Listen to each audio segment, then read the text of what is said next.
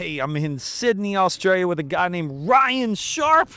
He is actually just retired from GQ magazine and actually owns a detailing shop. They saw him on a surfboard polishing out in Hawaii, and he came over here to Australia with his beautiful hair, and he decided to start doing paint protection on surfboards. And, you know, how you doing, Ryan? Doing very well. I feel I have an inflated ego now. Thank you. I mean, out of everyone here, you're the best looking guy. Absolutely. What do you want? What do I want? Nothing. What do you want? Nothing. I hate your hair. It's driving me nuts. It looks so perfect. I'm just jealous. You know, anybody that makes fun of another person is usually jealousy. And I'm very jealous of your hair. I'm just jealous of all your tin stripes. It's okay. We'll help you get at least one. Because you do detailing, right? That's right. Primarily Australian Detailing Services. And says that's the name of your. Okay. Yeah. We're here listening to the super bikes in the background. I smell racing fuel. We see XPEL signs. We're about to go to the zoo. How long you been doing this? 10 years in January. 10 years. Started when I was 20 and just turned 30. So you're 30. Yeah. Wow. And you detail cars? Used to. Now all we do is primarily paint protection film. Yeah. So when the customers come to you, are they still old customers that like, hey, bro, my wife spilt some milk in my minivan. Could you steam clean that out for me? What do you say? Fortunately not. You don't do it anymore. And if we do have those people come to us, it's more cost effective to refer them to someone. Do you refer it to a mobile guy? Do you have someone? Absolutely. Do you have relationships like that? Yeah, absolutely. That's awesome. It's a small industry, and Sydney's a small place, so yeah. Yeah. So 10 years in the industry, and you see paint protection growing. How long you been with XPEL? 8 years. 8 years. Yeah. So they were originally, when they came to Australia, kindly knocked on the door when we just opened our shop, and it was a fantastic partnership to start with. And quite frankly, the growth from there has been. How many employees you have? 9. 9? Yeah, 9. Damn, it sure is pretty big. You're one of the big dogs here. 6. You hit 2 million in sales yet? Yeah, this year. This dude hit in Aussie, Aussie money, which is Aussie about money. 1.415 in US, but literally, that's banging, bro. You should be proud of yourself. You really should. That's one of the guys here has got a great saying. He says, "Man, revenue for vanity, profit for sanity," and that's a fantastic. I have to listen to that advice, and my mentors have helped us with formulating a growth that's organic and that works, not just chucks out cars. The thing is, I've been coaching tent shops and PPF shops around the country for years and years, and you would be surprised at the very large, sexy stores, like the big ones. They don't make any money. We haven't. It's been a tough road, made heaps of mistakes, and it's only through listening to advice of whether it's Miles, the GM of XPEL here, whether it's the other partnerships in the industry, fellow business owners, my friends. We are really lucky. This network in Australia is super tight, and we are pretty honest with each other and really transparent. And I have lent into their help, and I wouldn't without them and without my mentor, my parents. You know, I'd be nowhere. What have you learned here at the conference? Plenty about marine, lots of actually really applicable skills. The thing I've probably learned the most, the business development stuff. And I think the most valuable stuff. We can all jump on the forums on Facebook, on Instagram, whatever. Pick up the phone, learn all the technical stuff, get a hand laying down some film. It's how to engage with clients, how to engage with your team, treating everyone. You're saying some cool stuff yesterday. I might keep it off the internet about how to treat your customers and your staff, and I think that's really valuable. And I think that will go further. And the advice that's handed out here with some of the experience in the room there, I think that will go a lot further. If you're a window tinting and paint protection shop in Australia, New Zealand, or in this area, when next year they put this thing on again, how valuable is it to be around other people doing what you do and learn from each other? How valuable is this event?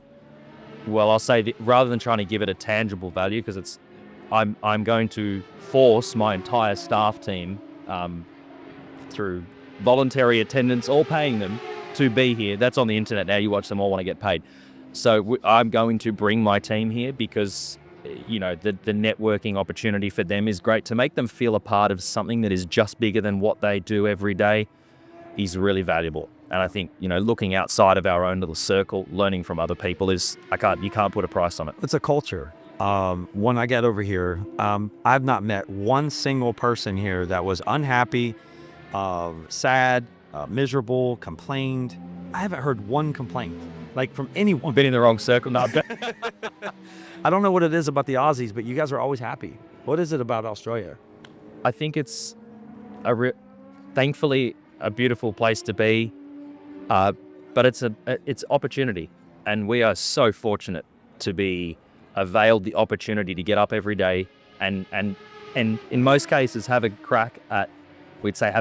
go at being the best we can be. The opportunity is there, and honestly, to live in a place like this where you're supported, particularly in this industry, to get ahead is, I think, a motivation. Australia, people were telling me, "Oh, you're going to Australia in the winter." Bro, it's 65 degrees. It's pretty cold. It's beautiful out here. I'm sitting there. This is winter. Man, this sucks. It's pretty. Is this winter? Good. This is the middle of winter. Yeah. Yeah, in Sydney. It is colder. If you go down south and, where Sard was from, you were chatting to him before in Canberra, it's pretty cool at night. Yeah. It'll get down to like 35 Fahrenheit. So, what cool car do you own? Do you have a car that's cool? I had a 1985 Porsche Targa. Yeah. I had narrow G-body. Unfortunately, I had to sell that, and it taught me a wonderful lesson. I had to sell that to keep I restructured the business to keep the most valuable asset in my life. I had to invest in my business, and I had to find that cash somewhere. And rather than debt funding it, I funded out of my pocket. So, did you hear that on this podcast, guys? And my family, to be fair to my mum and dad, they back me, and I've got that. And I'm really fortunate they're still part of my life. And that's great. The thing is, you have ups, you have downs, and you move lateral. But to be able to navigate it and to sell something that you worked hard for, that you really loved, to keep your business pretty crushing. going. But you have to just stop and think at the end of every day, what brings more value? And quite frankly, it's the guys and girls in our shop. A lot of people were telling me about stories of labor, and you came to XPEL dealer conference and you sat into my session. Yeah. And you told me you came back here and you were trying to prove me wrong. Tell me that story. So you told a story at XDC 24 in Texas about how you employ people, and it was the drive-through technique, and ultimately the crux of it is hiring for attitude, not aptitude, right? You hire the guy or the girl who has the right attitude. You can train that person is malleable, they're trainable. And I thought, this guy's wrong. There's no way you went to a drive-through to hire someone, man. Well, it worked. It's true. I did it. It took a few goes, but I had a crack, and it dead set worked. And there is nothing I've done that's special. Quite frankly, listening to advice and ultimately taking what we can learn from the US. We're pretty lucky. We're behind you guys. We can learn from you. We can see what you guys are doing in those bigger shops, and we've just picked it up and done that. It's actually not that hard. You don't have to reinvent the wheel. Just borrow some from someone who's done it before, done it better, learnt the mistakes, try not to make too many of the same mistakes. And I literally applied your theory of the drive-through, hire for attitude. I hit some McDonald's. We don't have Chick-fil-A in Australia, unfortunately, but we hit some McDonald's. It works. It really works. How good is he now?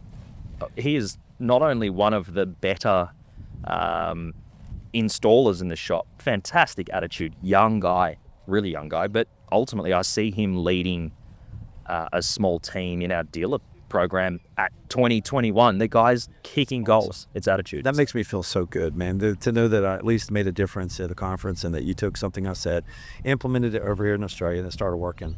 Man, Ryan, I just wanted to say thank you for coming on here. This is just a little quick podcast. I want people in America to meet guys like you because you're a special human being. You really are. Thanks, Mike. Appreciate it. Yeah, thanks for being on. Yeah, we like coming over and hopefully see you guys XDC 26. Love it, my man. Thanks, Thank man. you so much.